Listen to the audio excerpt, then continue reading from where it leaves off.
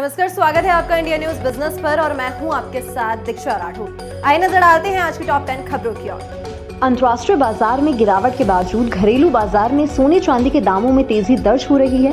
भारतीय वायदा बाजार में आज सोमवार 6 मई को सोने चांदी के दामों में अच्छे उछाल के साथ कारोबार की शुरुआत हुई। सोना जहां 300 से ज्यादा अंकों का उछाल लेकर खुला, वहीं चांदी भी 800 से ज्यादा अंकों की बढ़त लेकर खुली। आज एमसीएक्स पर गोल्ड 368 अंक चढ़कर 71,036 रुपए प्रति 10 ग्राम पर ट्रेड कर रहा है।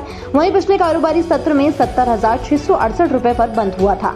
वहीं चांदी भी 1,070 अंकों की तेजी के साथ 82,113 रुपए प्रति किलोग्राम पर कारोबार कर रही है। अगर आप कार खरीदने की प्लानिंग कर रहे हैं तो आपको बता दें कि देश की दिग्गज car manufacturing company Hyundai India इस साल कुछ नए धमाके करने जा रही है। इस साल कार मेकर कंपनी कुछ नए प्रोडक्ट्स को लॉन्च करने जा रही है, जिसमें एक इलेक्ट्रिक व्हीकल भी शामिल है। बता दें कि कंपनी की best selling car Hyundai Creta रही है। क्रेटा लोगों को इतनी पसंद आई कि जनवरी 2024 में लॉन्च करने के 4 महीने के अंदर ही कार को 1 लाख से ज्यादा लोगों की बुकिंग मिल गई थी। देश में सबसे ज्यादा बिकने वाली कार में क्रेटा का नाम भी शामिल है, जिसके चलते अब कंपनी इस कार के इलेक्ट्रिक वेरिएंट को भारत में लॉन्च करने की तैयारी कर रही है। बता दें कि टेस्टिंग के दौरान कई बार इस कार को देखा जा चुका है। ऐसा माना जा रहा है कि क्रेटा ईवी सिंगल चार्ज पर 500 किलोमीटर की रेंज दे सकती है। इसी के साथ कंपनी 2 और नए प्रोडक्ट को लॉन्च करने जा रही है। कंपनी ने साल 2023 में ग्राहकों के लिए हुंडई टक्सन को लॉन्च किया था और अब ऐसा माना जा रहा है कि ये कार दोबारा फेसलिफ्ट वर्जन के साथ मार्केट में लॉन्च हो सकती है। वहीं हुंडई की तरफ से हुंडई अल्काज़र के फेसलिफ्ट वर्जन को भी लॉन्च किया जा सकता है। ये कार 7 सीटर कैपेसिटी के साथ आती है। ब्रांच के साइबर सेल ने दिल्ली एनसीआर में नकली मसाले बनाने वाली कंपनी और गिरोह का भांडाफोड़ किया है। ये कंपनियां दिल्ली एनसीआर में नकली मसालों को सप्लाई कर बड़ा मुनाफा कमाती है। पुलिस ने 2 मैन्युफैक्चरिंग यूनिट को बंद कराया और 15 टन मिलावट मसाला और बनाने का सामान जब्त किया है।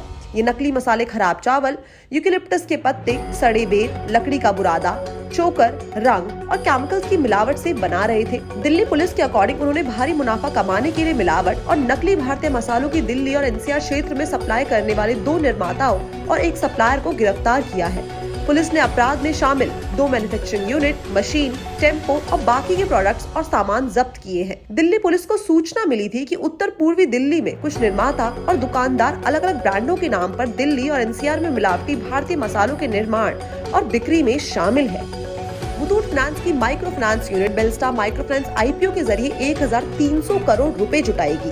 Belstar micro finance non banking finance company है। ये एमएसएमई सेक्टर को micro enterprises loan, small enterprises loan और एसएमई लोन ऑफर करती है। इसके अलावा company consumption loan, emergency loan और एजुकेशन लोन भी कस्टमर्स को देती है। कंपनी ने मार्केट रेगुलेटर सेबी के पास आवेदन किया है। कंपनी ने शेयर बाजार को जानकारी दी है कि कंपनी ने draft red hearing prospect SEBI के पास फाइल किया है। अब डीआरएचपी के अकॉर्डिंग आईपीओ के जरिए 1000 करोड़ रुपए के इक्विटी शेयर के फ्रेश इशू जारी किए जाएंगे। इसके अलावा 300 करोड़ रुपए के ऑफर फॉर सेल के जरिए जुटाए जाएंगे। कंपनी के डीआरएचपी के अकॉर्डिंग आईपीओ के जरिए जुटाई गई 1000 करोड़ रुपए की रकम में 760 करोड़ का इस्तेमाल फ्यूचर में डेट क्लियरेंस और फ्यूचर कैपिटल की जरूरतों को पूरा करने में किया जाएगा। इसके अलावा बाकी बची हुई रकम का इस्तेमाल कंपनी की कारोबारी जरूरतों को पूरा करने के लिए किया जाएगा। भारत में आम चुनाव की वजह से विदेशी निवेशक वेट एंड वॉच की स्ट्रैटेजी अपना रहे हैं। चालू महीने के पहले 2 कारोबारी सेशन में विदेशी पोर्टफोलियो निवेशक ने भारतीय शेयर बाजार में सिर्फ 1156 करोड़ रुपीस का इन्वेस्टमेंट किया है।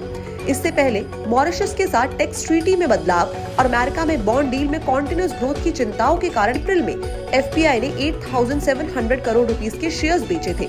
वहीं मार्च में एफपीआई ने 35,098 करोड़, फरवरी में 1,539 करोड़ का निवेश किया था।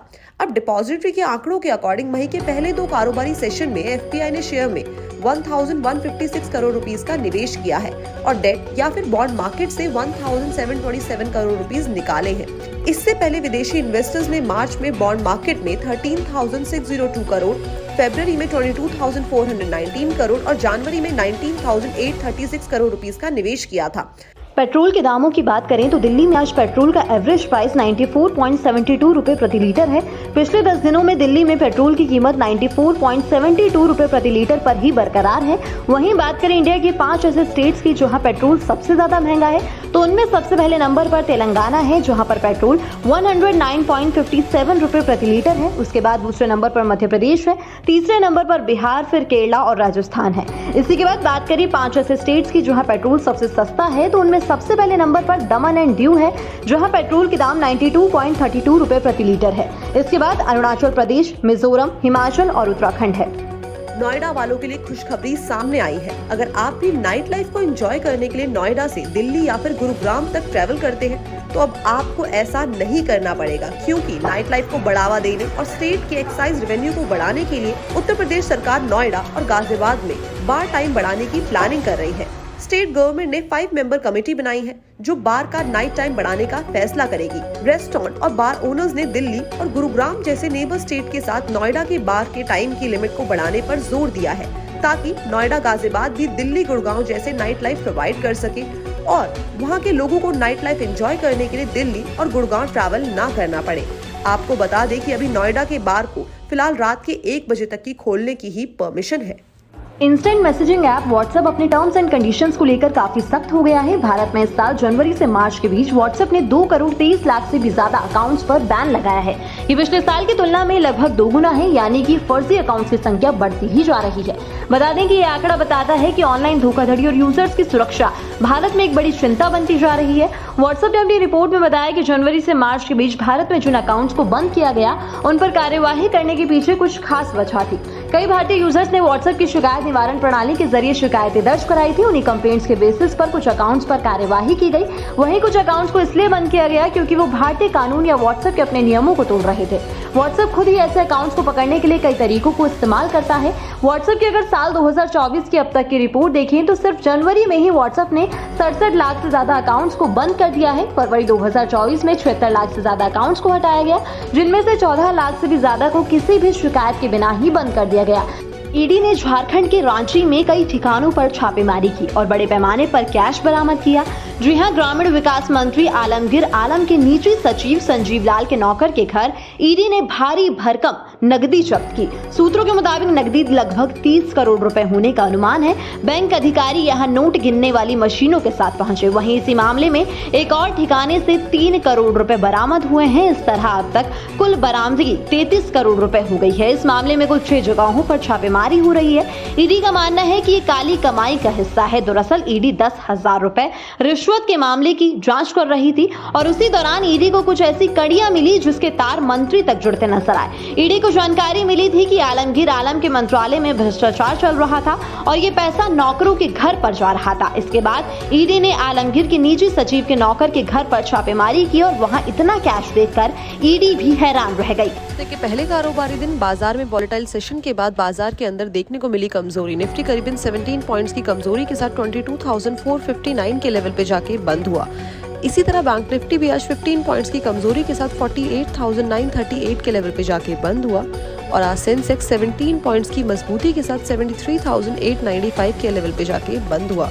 अगर आज के टॉप गेनर्स और लूजर्स की तरफ नजर डाली जाए तो Britannia 6.60%, Kotak Mahindra bank 502%, TCS 2.05% आज के टॉप गेनर रहे और इसी के साथ टाइटन 7.07%, अडानी एंटरप्राइजेस 4.05% और कोल इंडिया 3.07% की कमजोरी के साथ आज के टॉप लूजर रहे।